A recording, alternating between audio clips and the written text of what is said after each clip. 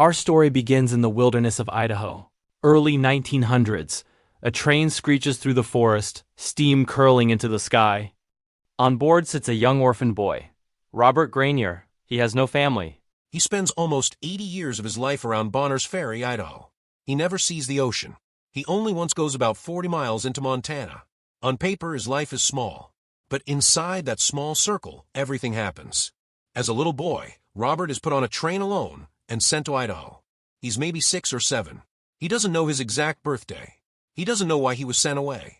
He never really knows what happened to his real parents. One of his earliest memories is brutal. That finally changes when he meets Gladys Olding. Robert meets Gladys at a church gathering. She's there with her cousin. He's just quietly standing around. Within 3 months, they fall in love. Robert tells her they should get married. Gladys says they're already married in their hearts. They just have to tell everyone else. They dream about a home together. A small cabin with a window looking over the valley or the river. A dog she's always wanted. A place where hearing each other's names feels like music. They build that home on their own land near the Moyi River. It's simple and small, but it's theirs. Soon, they have a daughter, Kate. We see quiet, tender moments. Robert coming home from work, seeing how much Kate has grown. Gladys saying, "Her nose is just like yours." Kate staring at a candle flame, reaching toward it while her mother pulls it away so she doesn't burn herself. At night, Robert and Gladys talk about her. Does Kate know he's her father? Robert worries he's gone too much for work.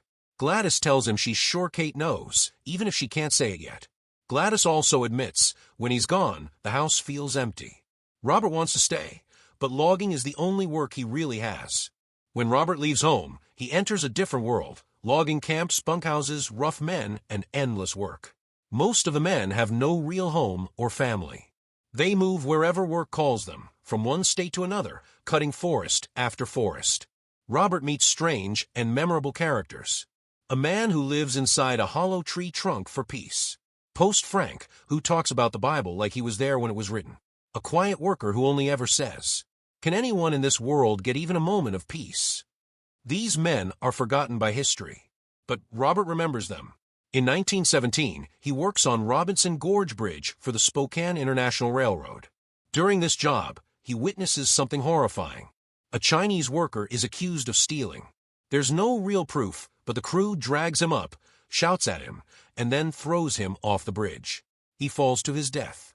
Later, the boss praises the crew, saying they've opened a new part of the country, comparing their work to the pyramids.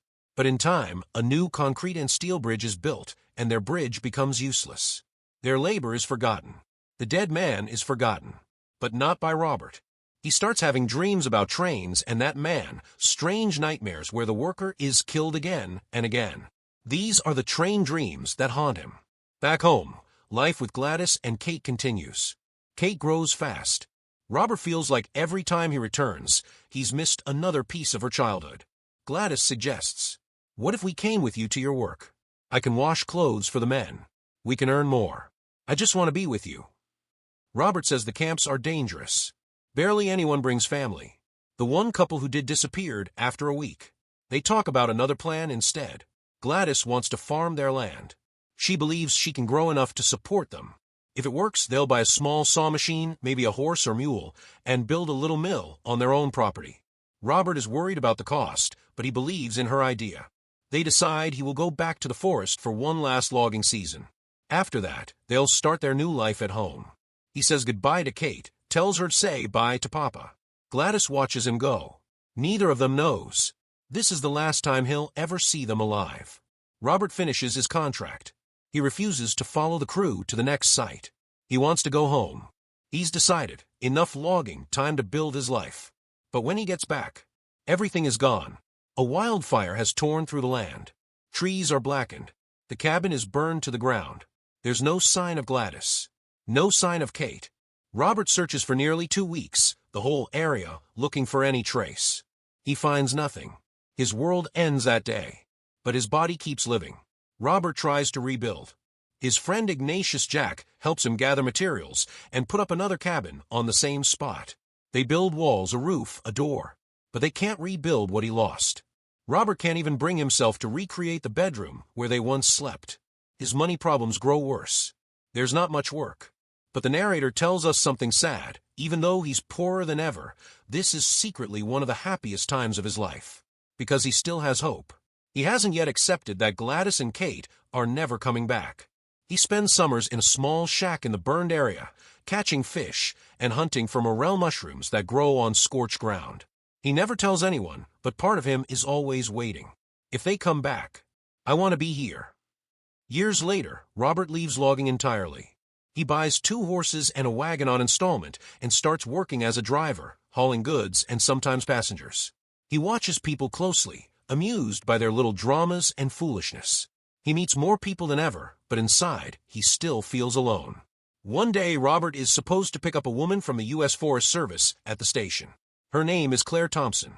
He's late, but finds her walking and offers her a ride. She accepts. They talk about the valley, about Montana, about how people in town said Robert is different. She means it as a compliment. We learn she was a nurse in the Great War, and now she works watching forests and fires. Later, Robert visits her at a fire lookout tower, high above the trees. From up there, everything looks small. The burned areas have grown green again. Claire says it's hard to believe there was ever a fire. She asks gently, "Were you here when the fire happened?" Robert answers, "No, I wasn't here, but my wife and my child were." For the first time, he opens his heart completely. He tells her how they died, how he feels like he's collapsing inside, how sometimes it feels like their deaths happened to someone else, until the guilt hits again. He confesses that sometimes in the forest, he hears their voices, laughing and talking among the trees, and he stays completely still, afraid that if he moves, they'll vanish. He says he's never told anyone this, and that she must think he's crazy. Claire doesn't. She tells him she also lost her husband, and that when you suffer that much, your strange behavior is not madness, it's grief. She talks about how every part of the forest, even the tiniest invisible insect or dead tree, matters and is connected. That idea, that everything is connected, becomes one of the biggest themes of the story. Later in his life, something mysterious happens. One night, a young girl appears at Robert's cabin, hurt and exhausted. To him, she is Kate. Her leg is injured. He treats her wounds, sets her leg as best as he can, speaks to her like a father soothing his child. For him, it's completely real. Seeing Kate again feels just as real as any other day of his life. But in the morning, she's gone. No footprints. No bandages. No sign she was ever there. Maybe it was a dream. Maybe a ghost. Maybe something in between. Robert spends days walking the fields and forests, searching for another glimpse of her. He never sees her again. Still, he never stops waiting. He lives out his days in the cabin, in a world that moves on without him. Cars, radios, space travel, while he stays anchored to the land, to his memories, to his ghosts. We're told that Robert Granier dies in his sleep in November 1968, alone in his cabin. He leaves no heirs, no children, no family line. But the story suggests that even a small life like his is part of something much bigger. A web of people, places, trees, trains, fire, and memory. And that's Train Dreams. A quiet, haunting film about a man who loses everything in a fire, but keeps living, walking through grief, memory, and the changing world around him. If you enjoyed this recap, don't forget to like the video, subscribe for more detailed movie breakdowns, and let me know in the comments. Would you be able to stay and live in the same place that took your family from you? Thanks for watching, and I'll see you in the next one.